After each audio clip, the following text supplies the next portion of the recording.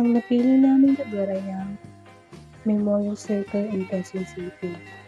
Dahil sa tagla nitong ganda, magkakakaaliw na kapaligiran, at meron din silang mga upuan na kung saan pwede rin mag-relax at umupo. At meron din silang pang-exercise na kung saan pwede mo itong magamit ng libre.